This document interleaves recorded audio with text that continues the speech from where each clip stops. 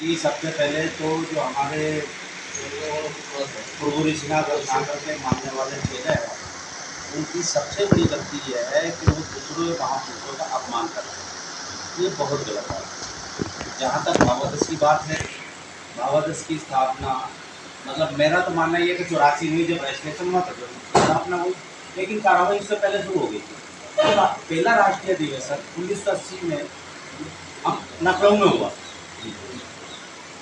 उसके बाद दूसरा राष्ट्रीय अधिवेशन भी उत्तर प्रदेश में हुआ, अमरोहा में। उसके बाद जो भावादश का संविधान रिलीज हुआ वो भी उत्तर प्रदेश में हुआ, काशीपुर में, जो आज उत्तराखंड है। उसके बाद जो वाल्मीकि योग आश्रम बना वो भी उत्तर प्रदेश में बना, जो ऋषिकेश में है। इसका मतलब ये है कि इसमें ज्यादातर योगदान जो था वो विकल जी महाराज का था। अगर प्रभु ऋषिनाथ रत्नाकर जी का होता तो यहाँ होता ना पंजाब में सारा कुछ। पहला अधिवेशन हुआ, दूसरा अधिवेशन हुआ, संविधान रिलीज हुआ, सारा कुछ हुआ। उसका कारण ये था कि विकल जी महाराज का योग। दूसरी बात, जो सार शब्द है, लोग ये कहते फिरते हैं कि सार शब्द जो है वो ऋषिनाथ रत्नाकर जी ने लिखा। तो वो प्रिंट जो हुआ है वो प्रयागराज में हुआ है, इलाहाबाद में। प्रयागराज में कौन कहता था? क्या ऋषिनाथ रत्नाकर जी कहते थे? जो पहला सार शब्द वो मेरे पास है, जो मेरे सुसर ने मुझे गिफ्ट किया था, वो आज भी मेरे पास है।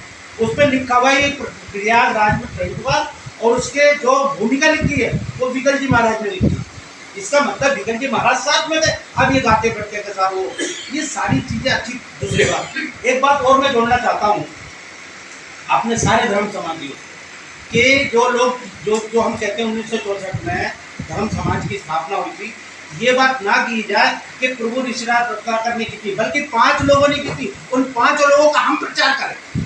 हमारे जो धर्म समाजी बैठे में उसको इनके काउंटर करने के लिए, क्योंकि ये अपने गाय बजाय ऋषिनाथ रत्नाकर जी को लोग भूल चुके थे। हमने एक चंडीगढ़ में बैठक बुलाई थी। उस बैठक में हमने ये प्रस्ताव पास किया था कि भाई हम सारे लोग, जब हम रावण जी अलग हो गए थे और हम लोग अलग हो गए थे 1994 के बाद, 8 मार्च 1992 को आसमानी झंडा और आदि धर्म समाज की स्थापना की थी। अनंत जी बैठे हुए थे, मन थे, और अपने आप नहीं 1992 में 8 मार्च 1992 को लखनऊ में हम और रामपुर में हमने अधिवेशन किया, जिसमें आसमानी झंडे का प्रस्ताव पास हुआ। तो कहने का मतलब ये है कि जब अलग हुआ तो हमने इनको जोड़ने का प्रयास करा, प्रभु ऋषिनाथ रत्नाकर जी को। हमारी चंडीगढ़ में एक बैठक हुई, उस बैठक में ये प्रस्ताव पास हो गया कि ये हमारे साथ काम करेंगे और इनको जो है ये आसमानी झंडा मारेंगे। लेकिन दूसरे दिन बाद इन्होंने 4 मैच का लेटर भेज दिया कि मैं नहीं मानूंगा। उसके बाद 2008 में मैंने हल्द्वानी में एक कार्यक्रम किया, उसमें इनको बुलाया और बड़ा इनका सम्मान किया, सिर्फ इसलिए ना तो मैंने इनके साथ काम किया। इनको 84 में इनको अलग कर दिया, मैं 86 की 84, ना तो मैंने इनके साथ काम किया, ना मैंने इनसे दीक्षा ली। लेकिन उसके बावजूद भी मैंने कहा इन्होंने धर्म समाज की स्थापना की, इनका सम्मान करना चाहिए। मैंने हल्द्वानी नैनीताल में उनको बुला के इनका सम्मान किया। 4 दिन बाद उन्होंने लेटर लिख दिया कि साहब मुझे तो नैनीताल ही घुमाया इन्होंने। तो इनकी सोच इसीलिए जो है ये लोगों को इकट्ठा नहीं लेकर चल पाए। कायदे में तो इनका योगदान तो बहुत बड़ा है। ये संत भेष में थे, इनका मतलब है कि उन्होंने मेहनत भी की थी, किसी को नजरअंदाज भी किया जा सकता। जिसने भी संघर्ष किया है और जो हम यहाँ तक पहुँचे हैं वो सारी लोगों को मेहनत करनी है। अब बात आती है झंडे पर। जो आज जो हम देखते हैं कि लाल झंडा जब हुआ करता था, जब ना तो हम वाल्मीकि को माना करते थे, ना हम वाल्मीकि थे, जो लाल देव को माना करते तो 1.5 ईंट की मंदिर बना के उस टाइम हमारे संत भी पैदा हुए। ये संत सब अनपढ़ और जाहिल संत थे, ये झंडा नहीं चेंज कर पाए। जब देश ने विकास किया है, आज हम 21 सदी में, लोगों ने अलग अलग चेंज किए हैं, हमने भी 92 में चेंज किया। हमने ये दिखाई दिया, जैसा कि शिवराज जी ने बताया कि लोग हमें मारा पीटा करते थे, हम भगवा लेके चला करते थे। अब तो उसके बाद फिर हमारे साथ ये समस्या थी। आज जो ये कह रहा है चौरंगा, 1964 में जब इन्होंने प्रभु ऋषिनाथ रत्नाकर जी ने आदि धर्म समाज की स्थापना की थी, उस टाइम झंडा कौन सा था?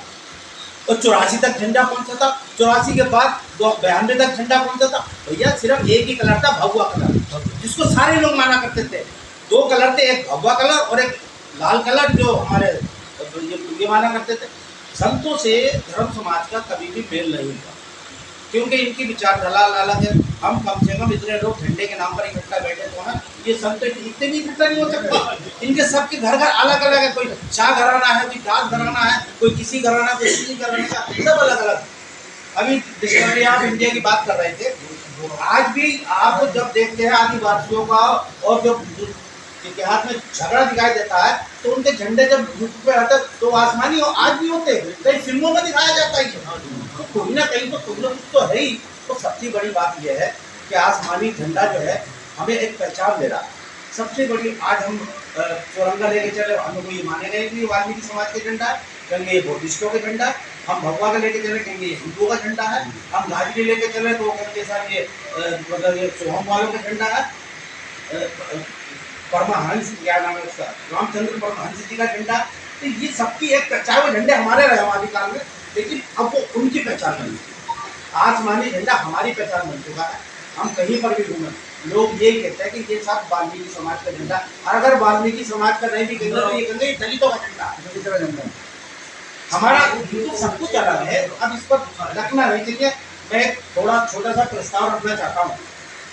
पहली बात तो ये है कि हम जितने भी आसमानी मानने वाले लोग हैं, एक यात्रा निकालें, बड़ी यात्रा निकले हमारी, चाहे वो उत्तर प्रदेश से प्रारंभ और अमृतसर तीन तक खत्म हो, और उसी दिन झंडा फहरा दिया जाए। अगर सरकार ने ये सारा कुछ किया तो, अगर सरकार हमारी बात को नहीं मानती है तो हम बड़ी यात्रा निकालें जिसमें 10-20 हज़ार लोग इकट्ठा हों, और वो वहाँ से शुरू करें यूपी से, और अमृतसर तीन का अपना भी हम तो घोषणा कर देंगे कि हम झंडा फहराने आ रहा है, अब तुमसे रोका जाए तो रोकिए। पहली बात तो ये। दूसरी बात, पावन सत्य चिन्ह, जैसा कि अगर आपने हमने पावन सत्य चिन्ह वहाँ पर नहीं लगवाया तो ये तीर कमान लगवा देंगे हमारे जो संत हैं, मैं आपको बता दूँ। फिर दूसरी, अब ये जो सत्ता पक्ष के लोग हैं, जो सत्ता के दलाल जिनको हम कहते हैं, ये क्या है, ये सत्ता को खुश करने के लिए दूसरे और संगठन है उनको खुश करने के लिए ये अपना अपना झंडा और अपना अपना ही निकाल देते हैं कि इन्हें कुछ नहीं लेना है। दानव जी जो आज हमारे इनकी दानव जी है, बयान में ये वहाँ पर जब हमारा अधिवेशन हुआ था उस समय मौजूद थे, देव सिंह असुर जी उस समय मौजूद थे, और भी जितने भी संगठन, मेला सब पूरा भावादर्श एक था। तो वह सारे लोगों ने उसको यश किया था उस झंडे को। आज ही क्यों पीछे हट गए? देखो इनकी जो है, इनकी समाज के लिए धर्म के लिए काम नहीं करना है, ये सिर्फ अपने लिए काम कर रहा है। जो लोग अपने लिए काम करेंगे उन्हें धर्म से, झंडे से, इससे उनसे कोई मतलब नहीं। हम लोग, मुझे ऐसा लगता है कि हम जो 8-10 लोग संगठन के लोग होते हैं, हमारे लोगों के दिल में दर्द है कि धर्म समाज को मिलना चाहिए। और आज ये आसमानी के पहचान सिर्फ भारत में नहीं बल्कि वर्ल्ड में पहुँच चुकी है। आज पूरे दुनिया में, आज आप पाकिस्तान में देखो, वहाँ भी आसमानी लोग मान रहे हैं। आज बहुत जगहों पर आप चले जाओ तो वहाँ भी लोग कनाडा में लोग मान रहे हैं। तो ये पहचान बन रही है हल्का हल्का, हमें इसको बढ़ाना चाहिए। और इसके लिए हम क्या कर सकते हैं, मेरा कहने का मतलब ये कि पहले जैसे कि एक प्रस्ताव आया था कि पंजाब लेवल पर डीसी को एक ज्ञापन दिया जाना चाहिए, डीएम जिसको जिलाधिकारी बोलते हैं, और उसके बाद चाहेंगे तो उत्तर प्रदेश और हरियाणा वगैरह यहाँ पर भी दिया जा सकता है। और उसके बाद जो है एक यात्रा टाइप की निकाली जाए, अगर ये सरकार नहीं मानती है, बड़ा विशाल आंदोलन खड़ा किया, और उससे एक प्रचार, आसमानी का भी प्रचार होगा। ये जो आप बैठे रहते मुश्किल से पूरे भारत में 10 लोग भी होंगे जो गले में डाले करना है चौरंगा। इनसे डरने की या भयभीत होने की जरूरत नहीं है। मेरा सारे लोगों से अनुरोध है कि हम साल में एक और आंदोलन करना चाहता हूँ। साल में जितने भी आसमानी झंडे को मानने वाले लोग हैं, साल में हम संगठन तो इकट्ठा नहीं कर सकते, आपका प्रयास ही गलत है, मेरा मानना ये है। क्योंकि सबके अपना अपने वजूद है, अपना अपना वो है। हम एक काम कर सकते हैं, उसको शुरुआत करेंगे। हम साल में एक बार सारे जितने भी मतलब ये आसमानी मानने वाले संगठन के लोग हैं, वो एक कार्यक्रम करें सामूहिक, जिसमें देश में ये मैसेज चला जाए कि ये सारे लोग एक हैं। उसके बाद हम इस पर चर्चा करें कि भाई ये नित्य में कैसे हो सकती है। सारे लोग जो आसमानी मानने वाले उनकी सबके नित्य में को सारी पूजा पद्धति तो वैसे ही हल्का फुल्का किसी ने कर लिया है, उसको उस पर चर्चा की जा सकती है। लेकिन सबसे पहला काम ये होना चाहिए कि हम आसमानी वाले इकट्ठा हों। देखिए बैठने से बहुत कुछ होता है, हम जब अलग अलग घूमते रहेंगे उसका कोई नतीजा, जब टेबल पे बैठेंगे एक दूसरे के साथ खाना खाएंगे, एक दूसरे के साथ गले मिलेंगे तो बहुत कुछ चेंज होता है। जब दूर रहेंगे तो एक दूसरे को गालियाँ ही लगते रहेंगे। ठीक है जी, हो सकता है कि मेरी मतलब ये कि ये लड़ाई को मैं सचिन के घर ना जाऊँ, ये सचिन से बात ना करूँ, या टेबल पर जब एक दूसरे की आके मिलेंगी तो हो सकता है हमारे अंदर क्या चीज़ है। जब टेबल पर खाना खाएंगे तो प्यार बढ़े, तो हमें प्यार बढ़ाने के लिए साल में कम से कम एक बार इकट्ठा होकर बड़ा कार्यक्रम करना चाहिए राष्ट्रीय लेवल पर, जो मैसेज चला जाए सब इतने संगठन के लोग कि आसमानी झंडे को मानने वाले लोग हैं, और ये सारे हम ये दिखाएं तो कम से कम कि हम सारे लोग हैं।